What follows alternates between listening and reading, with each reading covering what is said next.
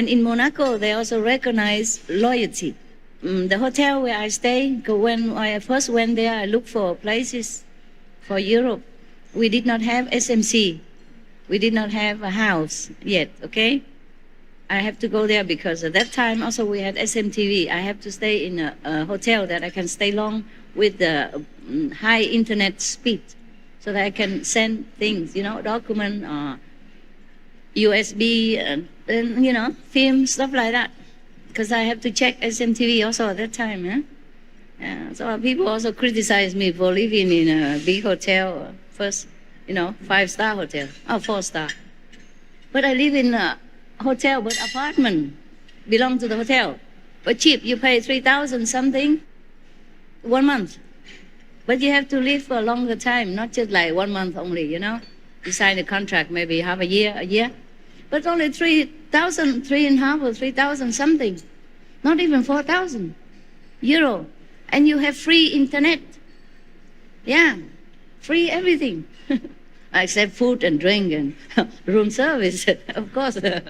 But you have free service of a chambermaid, They come and change your sheet every 10 days. If you stay in a hotel room, they change every day, of course. But you stay cheaper every 10 days. That's good enough for me. In my house, I don't change it every maybe 10 weeks or something. Yeah, but I keep it clean, If I'm not clean, I never lay on my bed. Yeah, so it's never smell bad or anything. So sometimes living in a good hotel doesn't mean luxury. It doesn't mean you are overspent. In fact, it's cheaper even. Because some hotels are so big and they don't have enough customer, so they cut out some part of it, make it apartment, And like that, they're always full all year round and still earn money. Yeah, and less workers, so less expenses. Yeah, and people stay there stably. It's also good. They don't have to take care a lot. The customer take care of themselves.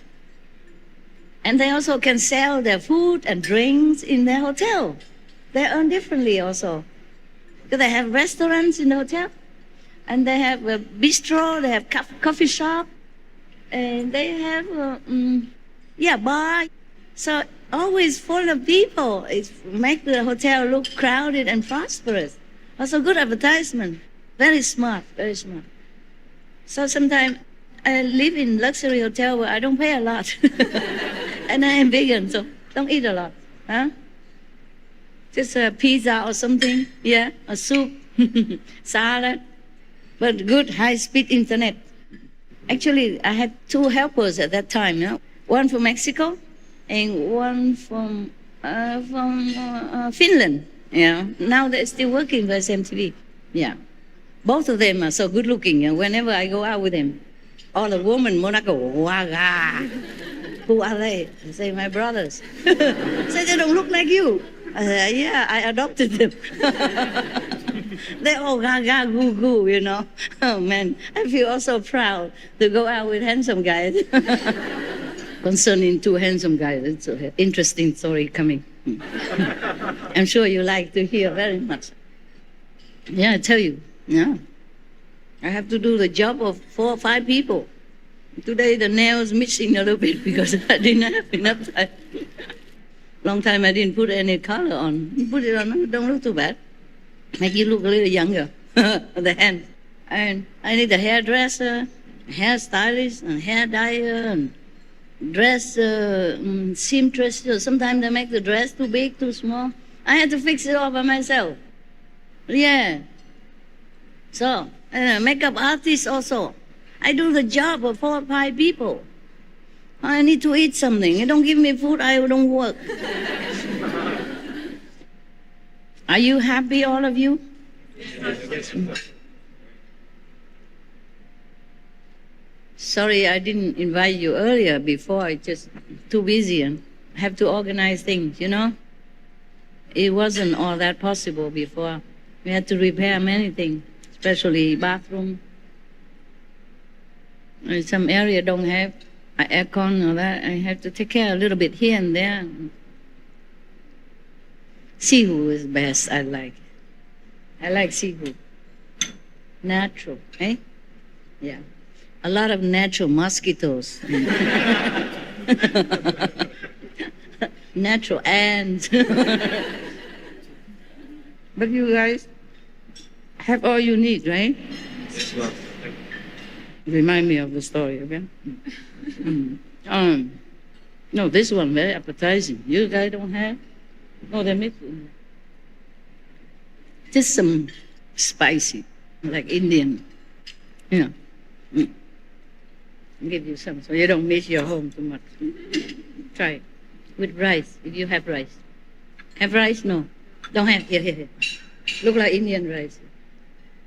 Look like Indian fried rice. You guys can eat anything. See different, okay? Don't be jealous. The Indian people, they eat very spicy stuff. I'm sure she must be very food sick every day, right? I add a lot of spices. Yeah, okay. Okay, good. You know what? Pakora. You know what? You can order spice, okay? Tell them you need this, need that, and they buy for you, and you keep it all for yourself in the corner. Yeah? Write your names on it, and then every day, whatever, normal rice, but if you put curry, masala, whatever on it, then it would taste also similar. Huh? Similar. Not the same. You want me to order some Indian food and pack from airplane, bring it to you? No, Master. I'm enjoying Taiwanese and Korean spices. Yeah? Yes, Master. Good. Wonderful. What made you like to come to Taiwan? This is the only place that I want to. Huh? This is the most comforting place. Yeah? Yes, Master. Wonderful. But I love India. People, also, they love India. The food and people are so pure, you know. Mostly, of course, everywhere we have rich and poor, you know. But they are very, very pure people. Very, very God-loving, believing. You can go to any corner of any farm, anywhere, far away from city. You go into any farmer's house, the first thing they say to you is God's name, like Ram Ram or Krishna or whatever, they would say that to greet you. Yeah, they remember only God. I love that very much. Now, one time I went on my pilgrim all over. I walk around, roam around, and I went into one farm. She's a farmer, but she's robust, big, strong, you know, healthy. She saw me come in. You know, she didn't say, "Where are you from?" Like most of people. I hate that question. If I go into a non-Asian area, always, "Where are you from?" Immediately, you know, with the big eyes and big mouth and like I came from the moon or something. Always like that. American, Europe, always, "Where are you from?" And like, so stick the head right next to you. But the Indian, they don't care. They may ask later. She immediately greeted me. "Hari, Hari, Ram, Ram." Very powerful voice. She's naturally, you know, matter of fact that I'm here and I know her God. Yeah, that I accept it already. And that I have to know that's her God and I should know and I have known it already. And like her friend or her family, "Hari, Hari, Ram, Ram." And she says such a powerful. And I say almost like masculine voice. But she's also robust. And I was thinking maybe she's a man, but she's not. She have a bunch of kids.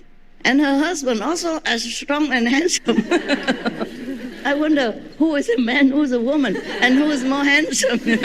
Because the way she said it, you know, so authoritatively.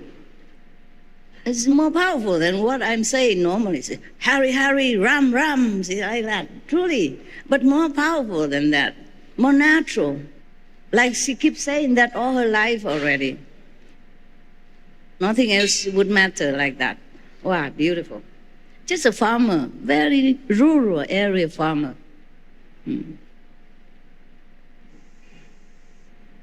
I love that so much about India. No matter how many religions has taken root in India, the Indian people inside they're always the same.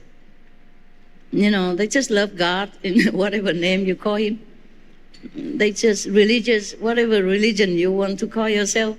They just love practitioners, love yogis, love monks, and love nature.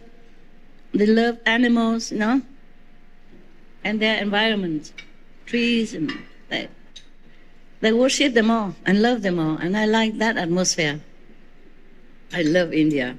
People look like they're poor, but they're not. They just don't care much about the inside.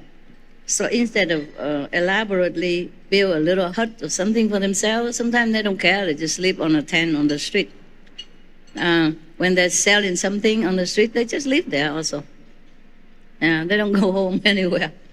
Some places in India, maybe they cannot afford, maybe they couldn't care less, you know. But even the poor Indian people, their houses are very tidy. Yeah, very tidy compared to, you know, some place that I don't want to mention. Like you don't find garbage or any refuse or stuff, leftover wood, planks or anything outside their house. They make use of everything.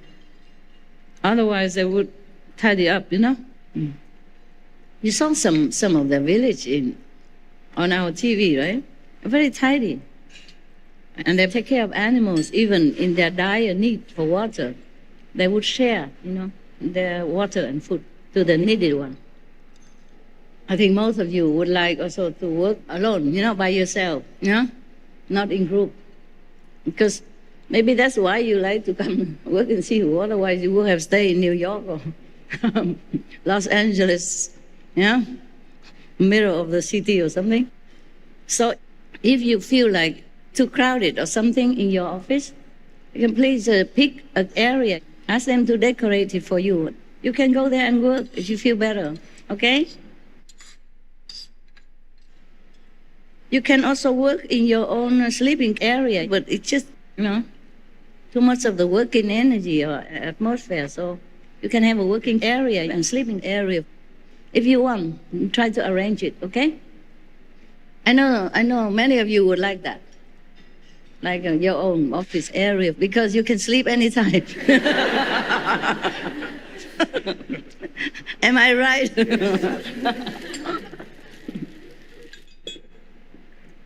If you sit in the office, you know, you have to look left or right. Oh, can I sleep or not? Maybe they don't move because they know if they move, maybe They will fall. sleep all day? They will sleep all day. Ah, you know, how surprising. Even I know that. It's okay if you sleep on the job. I know, but I won't say anything. Because I know all of you are very responsible anyway. So even if you sleep in the office or you sleep in your area, it's the same to me. No? Huh? Hey, Master know everything, my God.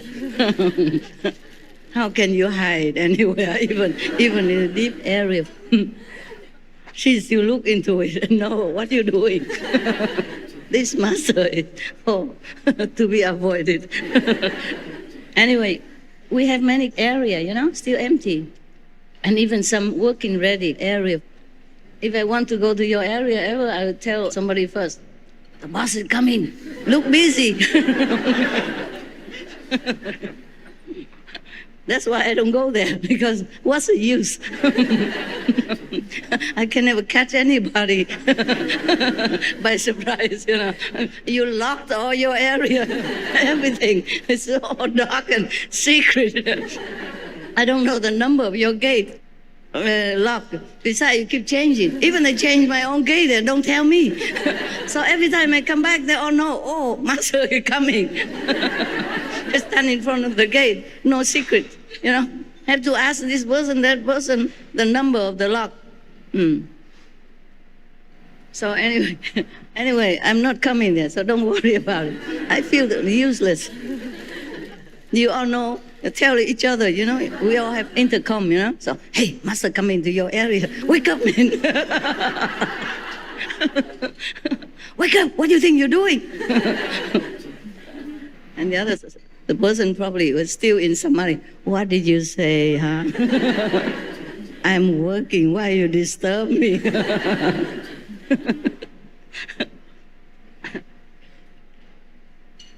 The story, huh? Story of Monaco, huh? Yeah. In Monaco, I just happened to know one, maybe multi-millionaire or maybe billionaires, or I don't want to mention his name, okay? Because he's very famous. Came from a very famous, wealthy family, and connected a little bit with even the royalty, okay? So anyway, it wasn't like I went around or looking for for rich people or anything. I know they're all rich anyway. And many times they just come and talk to me casually like that. One person, famous writer from England, went there.